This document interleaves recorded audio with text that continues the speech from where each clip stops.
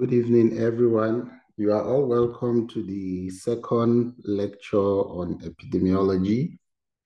Today we'll continue with measures of epidemiology, and we'll talk on a level of prevention of diseases and apply the level of prevention to a common disease which commonly feature in exams, cholera. So before discussing the measures of epidemiology, we are going to recap on some of the things we did yesterday. We defined epidemiology as the study of distribution and determinants of health-related states or events in specified population and application of this study to the control of health problems. This is a definition that is by Lars J.M. 1988, and the widely accepted definition for epidemiology. The main keywords in the definition include the distribution, determinant, and specific population, and the application of such in the control of disease or health-related problem. So we also talked about epidemiology triangle yesterday. We'd say it consists of agent, host, and environment. And these three factors are required for the transmission of disease. If any factor is missing among this triad, the disease transmission does not occur. And we also discussed about the iceberg phenomena, where in the spectrum of disease, what is apparent as clinical cases are only the tip of an iceberg. The submerged part of the iceberg forms bulk of invisible cases or carrier states that are subclinical or that have not manifested. And the epidemiologists target the submerged cases for control and prevention of diseases before they enter the visible cases. And we also described epidemiology, the study types, as either experimental or observational. Experimental, the observer have control over the study, while in observational, they do not have control over, which could either be descriptive or analytic. And the descriptive takes time, place, and person into consideration, while analytic usually compares two causative factors on two causative agents on two factors and see the outcome. So now the measures of epidemiology, the tools for measurement in epidemiology, the basic tools include count, rates, ratio, proportion. We are going to talk about these four basic tools.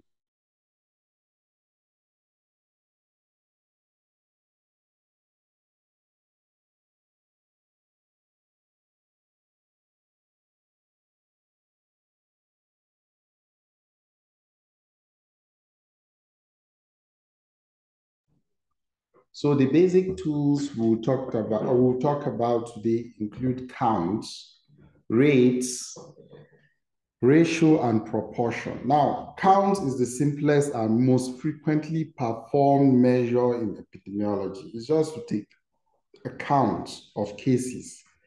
It refers to the number of cases of a disease, okay, or other health phenomena being studied. For example, cases of COVID-19 in Nigeria, okay? You just take the absolute number of cases. That is just the count. Simple, straightforward.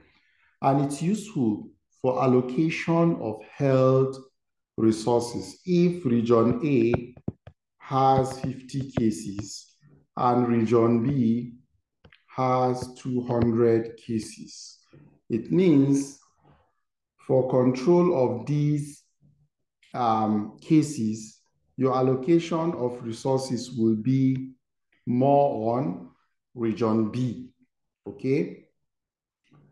Now, that count is simple and straightforward. Now, this is just an example of what we described. The location, city A, city B. New cases of disease in city A is 20. New cases of disease in city B is 100. And this is the period 1998, okay? And the total population in city A is 100, and the total population in city B is 1,000. So from here, you can get the annual rate of occurrence of that disease is 20 over 100, which is 1 over 5 in city A, while the annual rate of occurrence in city B is the total number of cases by the total number of population, 1 over 10. Okay, so that is count in estimation of counts. Okay, the next is rates. Now, a rate measures the occurrence of some specific events in a population during a given time period, forms part of the denominator. For example, the epidemiologic rates contains the following elements. One, the disease frequency, unit size of the population, time period, and a multiplier. Now, if you want to calculate the rate of occurrence of a disease, okay, it has to be, there are different types of rates. It could either be crude rate, specific rate, or standardized rate. Now, crude rate calculates the crude annual death rate, for example, in the US. The annual death rate for that year, since if you look at the definition, is for a given period. Okay? So you calculate the total death, divide by the reference population during the midpoint of the year. So the total death of that year, divide by the midpoint population of that year times 1,000. This will give you the crude death rate, and it is estimated per 1,000 of a population. The deaths count in US during 1990 is 2,148,463. US population on June 30th, 1990 is this.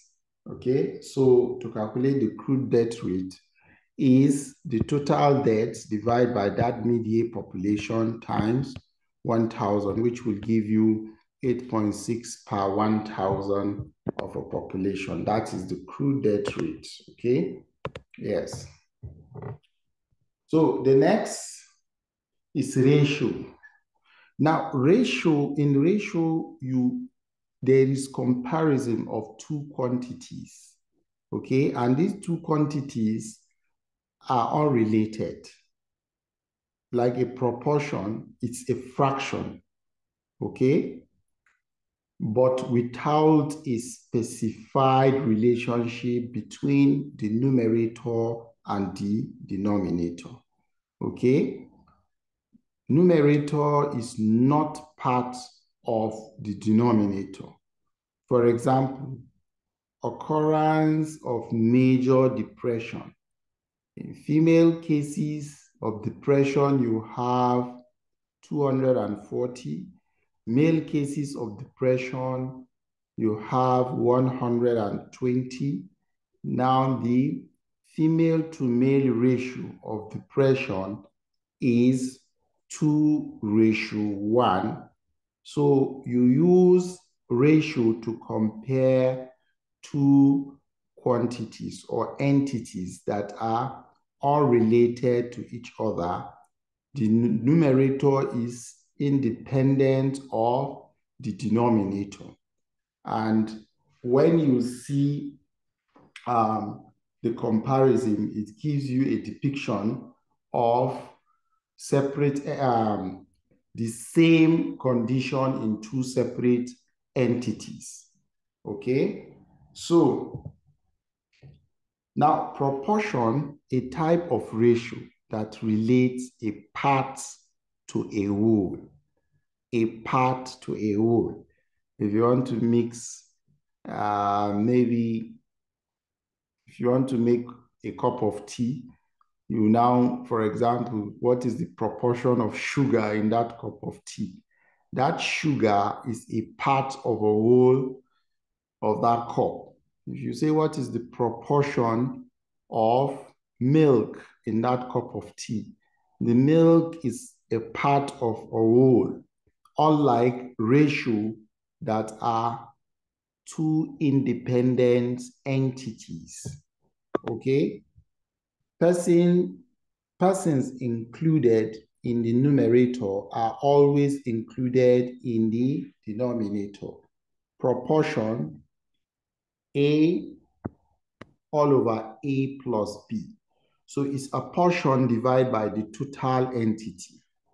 It indicates the magnitude of a part related to the total. For example, in a class of 20 men and 80 women, the total is 100. The proportion of men is 20 over 100 or 20%. In epidemiology, it tells us the fraction of the population that is affected, usually expressed in percentage. This is an example we just described. Now, proportions and rates. Some proportions are often misidentified as rates. For example, case fatality rate, okay? Attack rate, relapse rate, all these are proportions that are misidentified as rate. Proportions and rate are used to measure disease burden, okay? If you say the rate of meningitis, the proportion of meningitis, all these are used to measure disease burden in a geographical region. While ratios are commonly used to measure association between disease and hypothesized exposures. Now, those are the basic tools you can use in epidemiological measures: rate, ratio, proportion, okay? Now, we'll talk about measures of morbidity. Yesterday, we talked about them, and some we discussed the MCQs that follow. Here is just to elaborate some of those points we discussed in the multiple choice question. Measures of disease frequency are used to determine how often a disease or health outcome of interest occur in various subgroup of population. Now, in measure of morbidity, there are two basic types of measure of disease frequency: measure of incidence and measure of prevalence, which we discussed yesterday, and several MCQs for us to understand the concept. Measure of incidence, this measures the number of new cases of disease that develops over a period of time. While prevalence, this measures the existing cases at a particular point in time, which encompasses all the new cases and the old cases. And these two usually are for measure of morbidity. Now, incidence is a measure of the occurrence of new cases of disease or some other outcomes during a span of time. Now, these are just a table that differentiates incidence measure and prevalence. Incidence measure are useful for identifying one, risk factors, okay? Assessing disease etiology. Typically, incidence measures are estimated from prospective studies. Okay? Studies you are carrying out, you are going to do ahead. Retrospective study is the opposite. You go and take data from data that is already saved. Now, cohort studies that involve follow-up of subject over time. Okay, these are prospective also. Now, why in case of prevalence, these are usually estimated from cross-sectional study. We talked about this yesterday, cross-sectional study. Prevalent cases indicate the demand for health services. Hence, they are more useful for planning health systems. Okay. Now, these are derived by these two formulae. Okay. Cumulative incidence. Okay. Where CI is cumulative incidence is equal to I divided by N, where I is number of new cases and N is the size of disease-free cohorts. Or incidence rate is equal to number of new cases divided by accumulated person time information. Okay. Now, prevalence is I times D, where I is incidence and D is duration. Now, yes, we talked about the various types of prevalence. We said point prevalence, period prevalence, and we also talked about lifetime prevalence. We talked about this yesterday. Point prevalence is the most common measure. We mentioned that. Period prevalence over a specified time. Now, yesterday we had some MCQs that talked about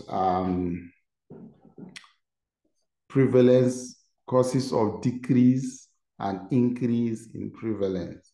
Now, prevalence is decreased by short duration of disease, improved cure rates, emigration of new cases, underreporting of new cases, immigration of healthy people. All these will reduce the number of prevalence. Don't forget, prevalence is old cases plus new cases, while incidents are only new cases.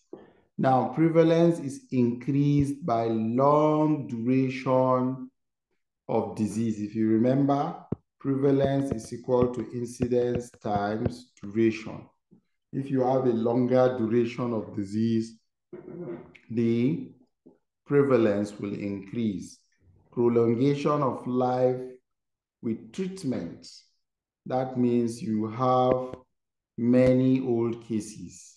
If incidence is also increased, you have increased prevalence. Immigration of new cases, better reporting of cases, emigration of healthy people. Now, the reason for all this is for you to be able to answer multiple choice question, because if you don't have the basic concept or the basic understanding of these definitions, you might run into trouble answering question. Now we'll talk about epidemiology and control of cholera, and we'll apply the levels of prevention to cholera.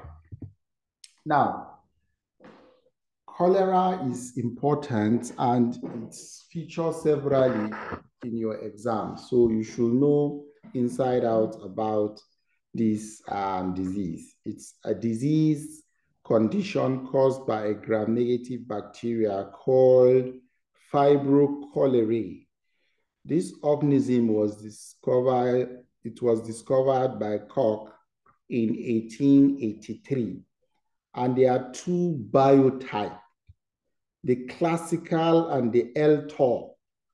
Now, the L-Tor has been proved capable of spread and extensive spread over a much wider area than the classical. So the L-Tor has a higher propensity for spread than the classical type. Now, you should know there are many serogroups.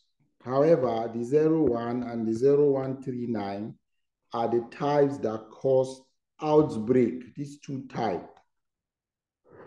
You might have a serotype that may not cause outbreak, but the 01, 0139 are the serogroups that are involved in outbreak. Cholera can be both endemic and epidemic. We've talked about this definition yesterday. It could either be endemic or epidemic. It is estimated that there are about 1.3 to 4 million cases, okay? And 21,243,000 deaths worldwide every year. You see, this is important. How do they present? Profuse watery diarrhea. This diarrhea is the classical presentation of cholera, where they pass rice water stool. You see wide, bulky, profuse diarrhea, just like it is called rice water when you wash rice, okay? And they have fever, vomiting. And this can cause rapid fluid and electrolyte loss that results in what? Hypotension, okay, due to volume loss, acidosis, and hypokalemia. Now, most of the patients that die from this disease is because of this profuse hypotension, dyselectrolytemia that results from loss. They present with muscle cramps, oliguria, because of they can come up with prerenal, acute renal failure from this massive fluid loss they have, and they come in shock. Yes, we describe this diarrhea as pale milky appearance that resembles water, which is in which rice have been rinsed, rice water stool. They have drowsiness, convulsions. Now, it should be noted that 1 in 10 affected people developed typical signs and symptoms of cholera. How do you diagnose cholera? Now, isolation and identification of fibrocholerae, the serotype 010139 by culture, okay, is the gold standard. So the gold standard for diagnosis of cholera is stool culture. That is the gold standard, okay, for laboratory diagnosis of cholera. Okay, now the media for transporting this stool is Caribbean medium.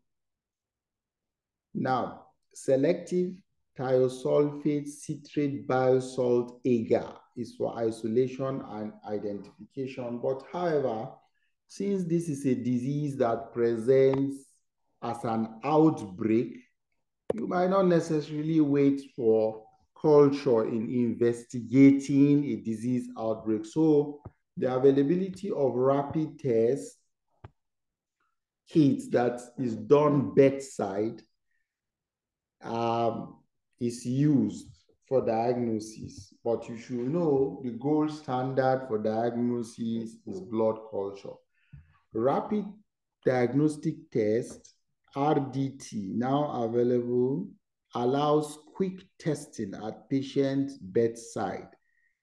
Crystal VC dipstick rapid tests. Now, the WHO suggests that all samples tested positive with the RDT are retested using classic laboratory procedure for confirmation, as the sensitivity and specificity of these tests are not optimal, okay? They are just mainly for screening tests. Now, during outbreak, now this is during outbreak, now you should understand a clinical diagnosis using WHO's standard case definition is sufficient. Now, you can see in the case of outbreak, laboratory diagnosis might not be necessary.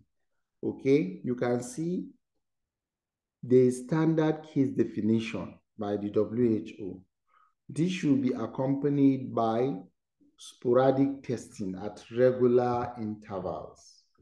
In countries where cholera is not uncommon, but access to diagnostic testing is difficult, WHO recommends the following clinical definition to be used for suspected cases. Let's see the definitions.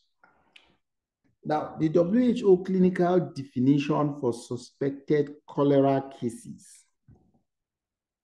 A case of cholera should be suspected, 1, when an area where the disease has not been declared, a patient age 2 years or more present with acute watery diarrhea and severe dehydration, or dying from an acute watery diarrhea.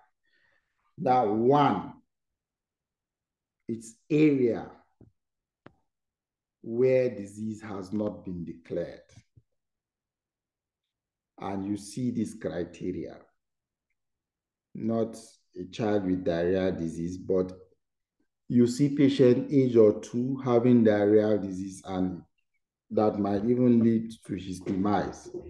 In an area where cholera outbreak is declared, any person presenting with or dying from acute watery diarrhea. So 1, not declared. These are the features you look for.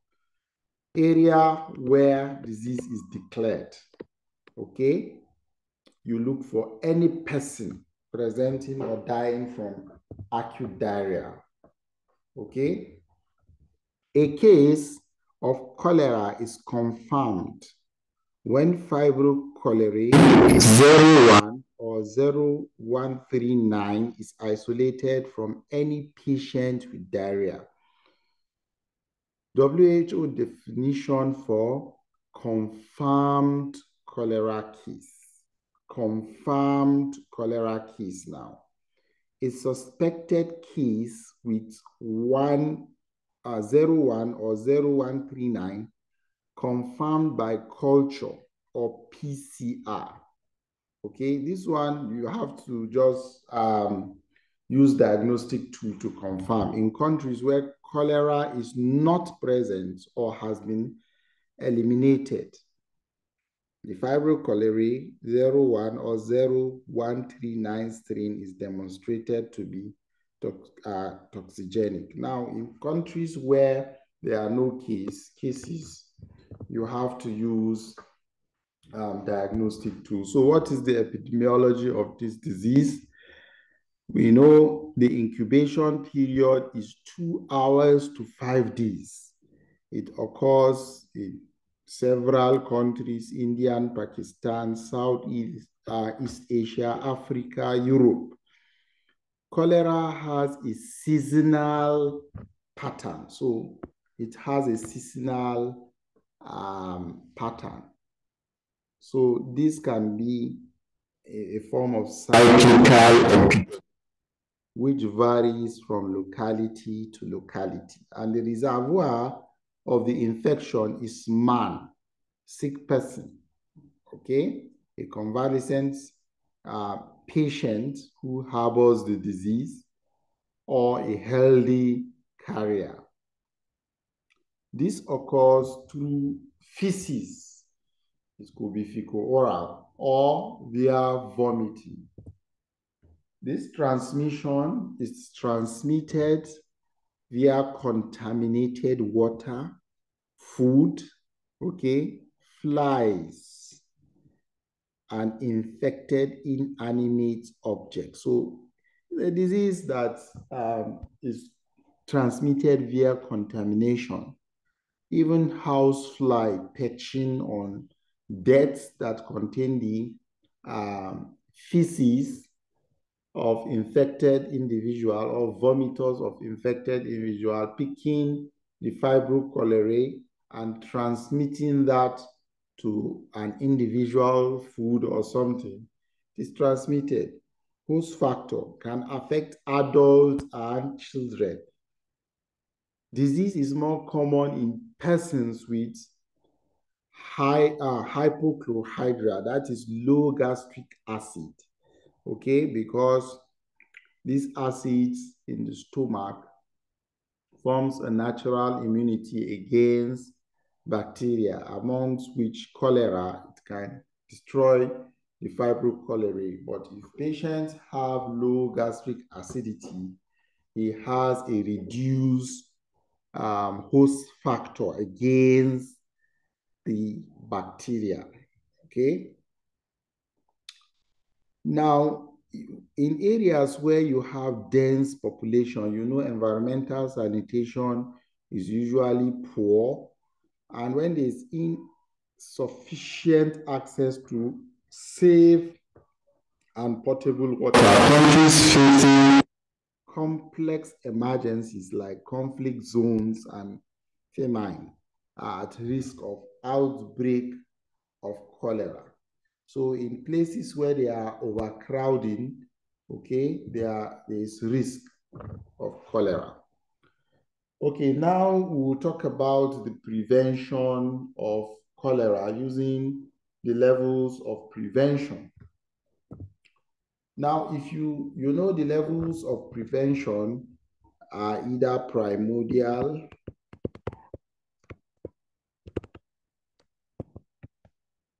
primary, secondary, tertiary. These are the levels of prevention. Some add quaternary.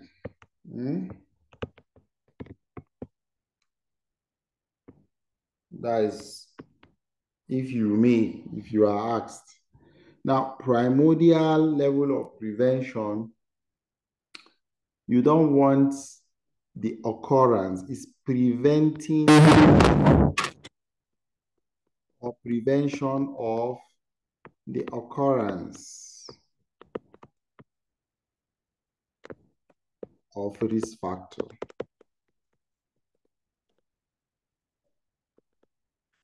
You don't even want the risk factor to occur in the primordial level of prevention.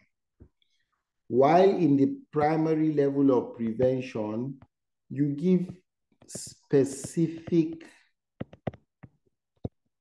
prophylaxis. Give specific prophylaxis in the primary prevention.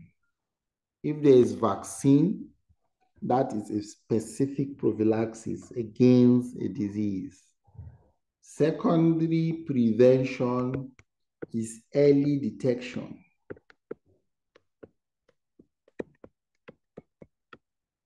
And treatment. Early detection, starting from the signs and symptoms of the disease, and treatment.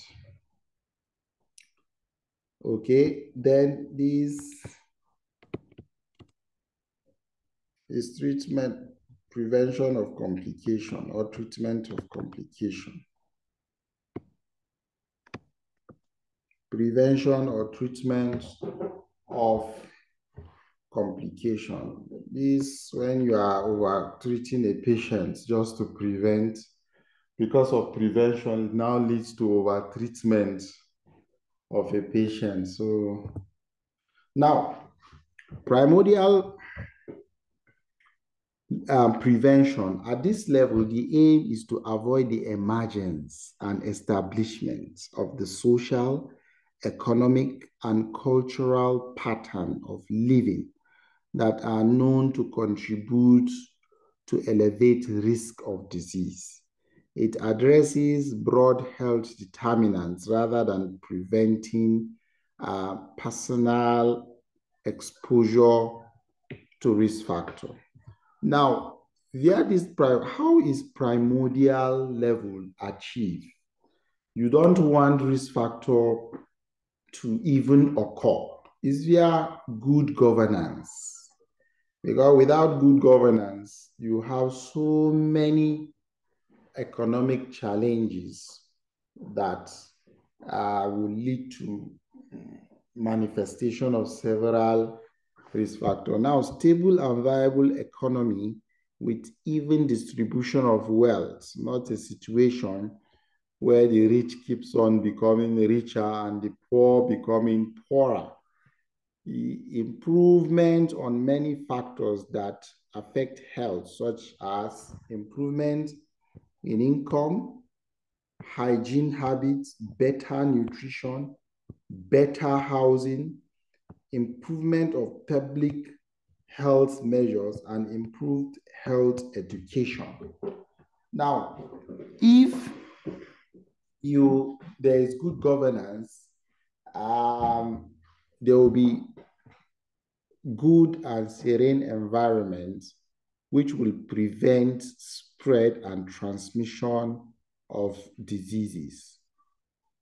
Now, this will bring about better living condition, reduce the exposure to disease-causing factors, as well as improving well-being in general. Now, government policies, yes, provision of basic amenities in rural areas. Now, all these are all primordial, which will eliminate risk factors.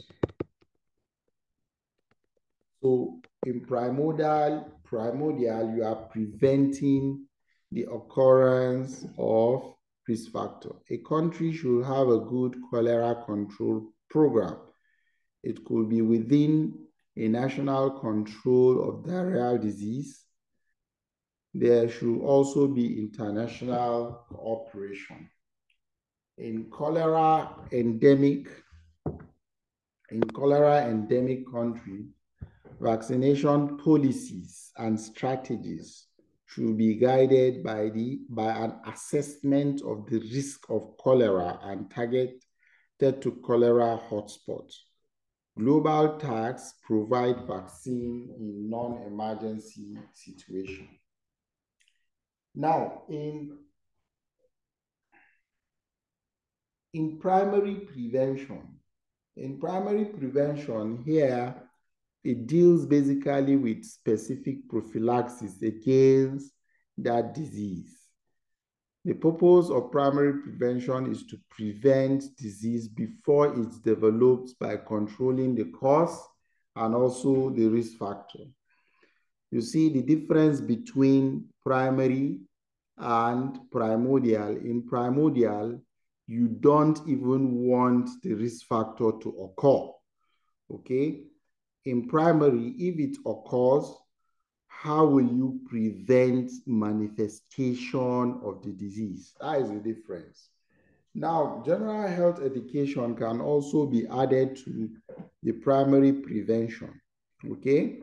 Because if an individual is educated about a disease, he will prevent exposure to what the risk factor is. Now, specific prophylaxis is achieved mainly via vaccination.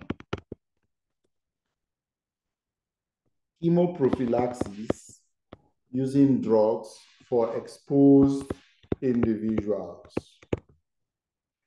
Okay? Vaccination before even exposure, so that an individual develops immunity. General health promotion, improvement of housing. You see why this can also be in the primordial. Health education using mass media, social media, pamphlets, flyers, and so on. Good nutrition. Now, specific protection or prophylaxis is achieved via immunization. The currently available vaccine has been shown to provide only partial protection of short duration.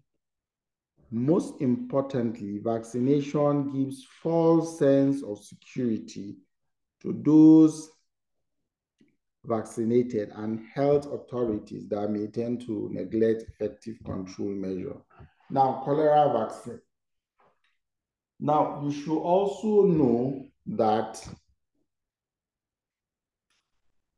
when you use preventive measures like hand washing, okay, these are specific prophylaxis because there are some diseases that have no vaccines. Then you have to take measures like hand washing, use of face masks, use of gloves, prevention of overcrowding, and so on in some certain diseases without vaccines. These measures that will break or prevent transmission will be regarded as the specific prophylaxis.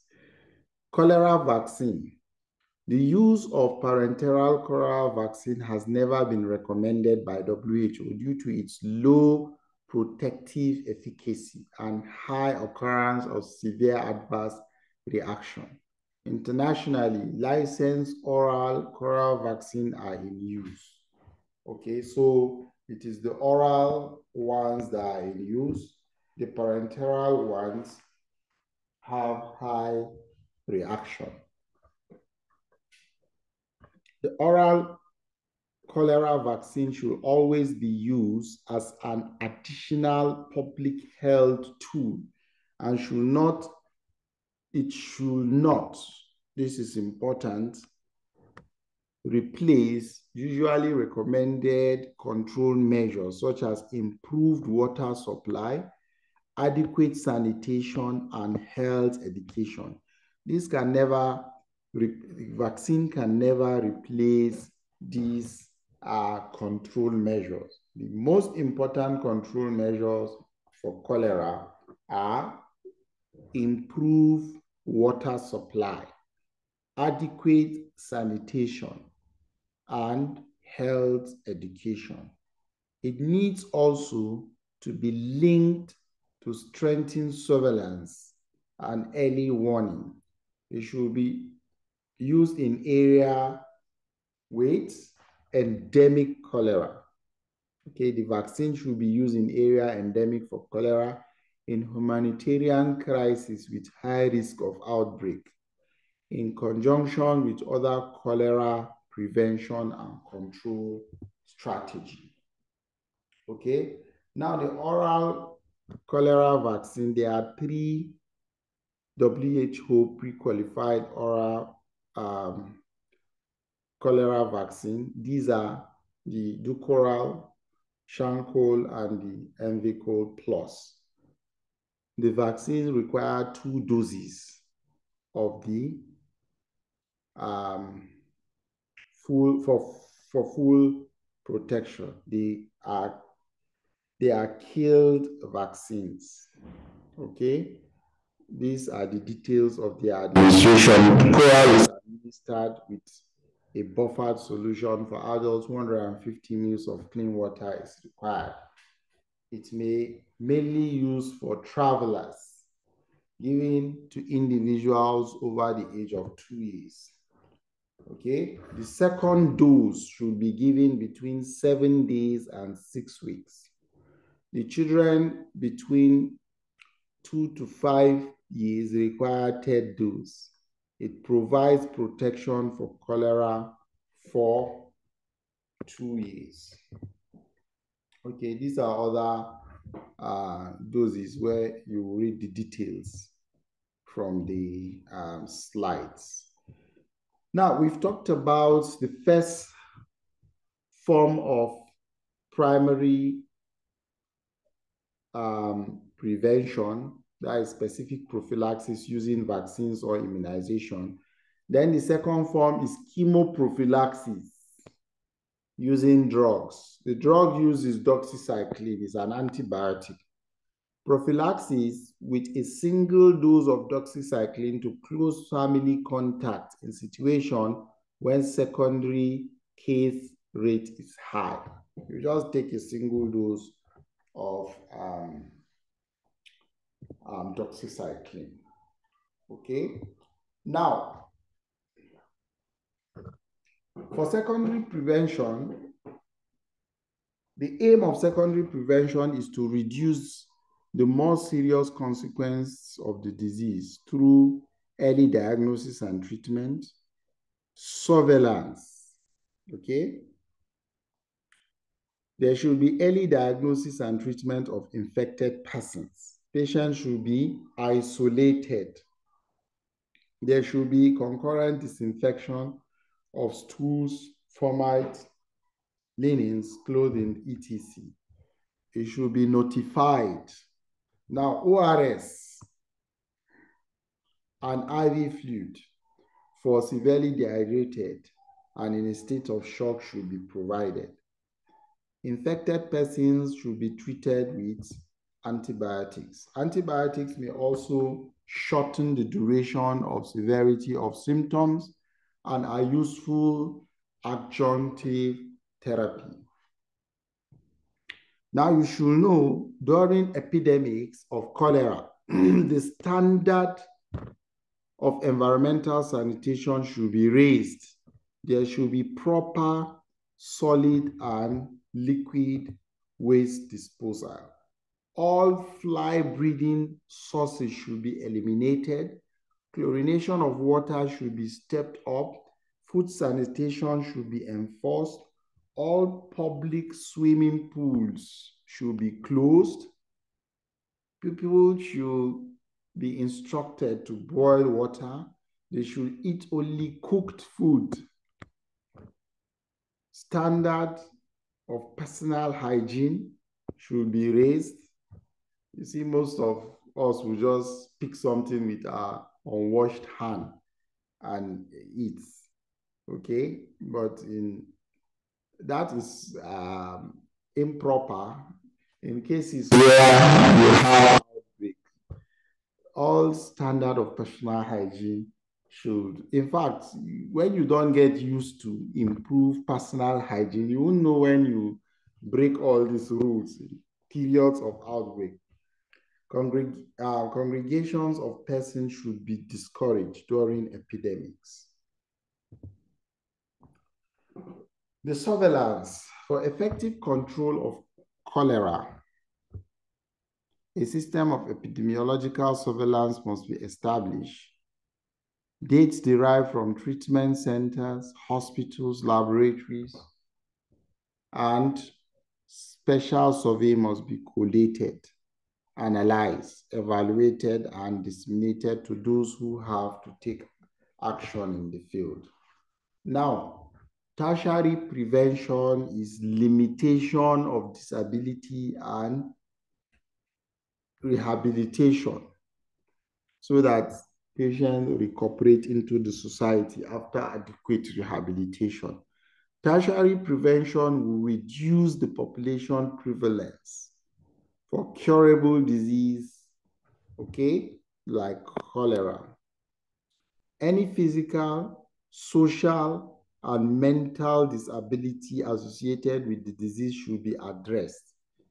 In the case of disease condition like cholera, there is not much in this stage. Physical, there's not much, of course. Mental disabilities may be limited by suitable divisional or occupational therapy, by simple reassurance or mere expert psychotherapy. Social disability, health education of relatives to break prejudice. Rehabilitation of cholera patient should commence as soon as treatment commences when the patient is on bed.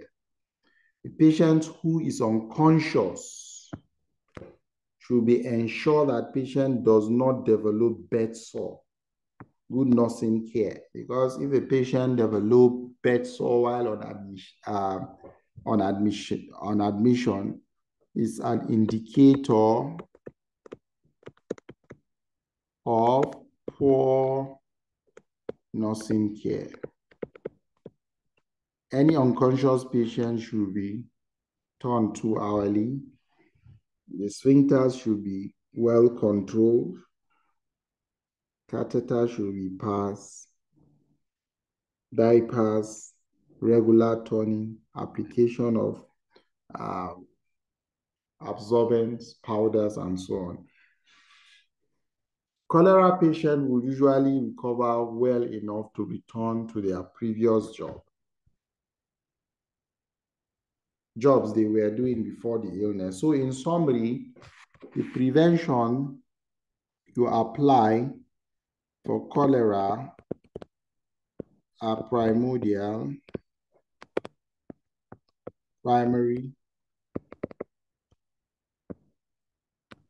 secondary,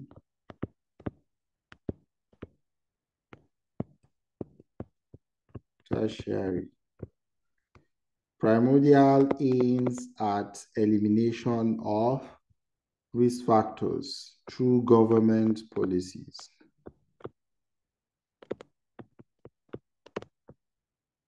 And provision of basic amenities.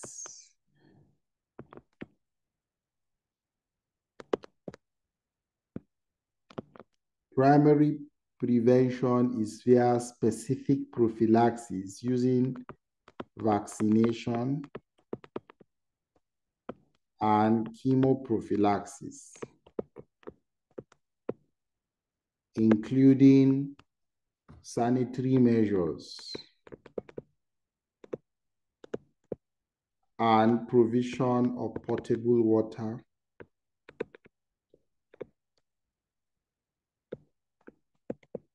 and adequate health education.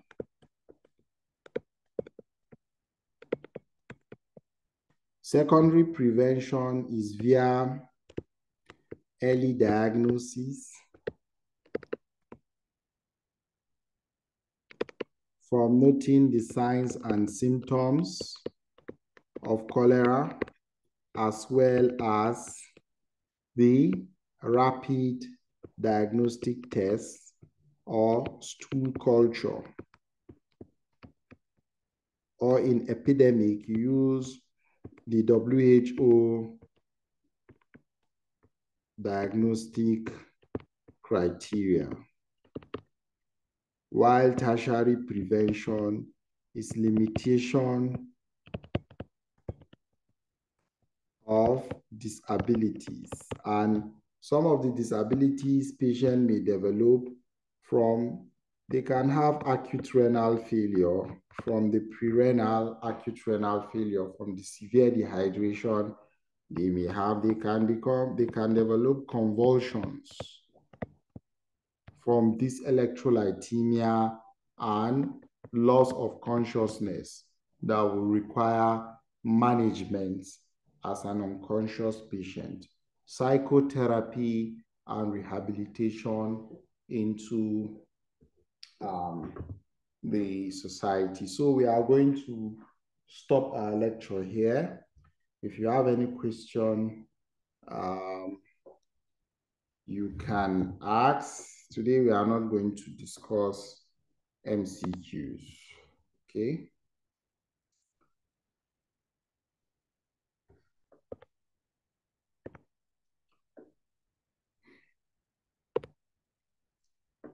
Yes, any question? If you have any question, you can unmute yourself and ask.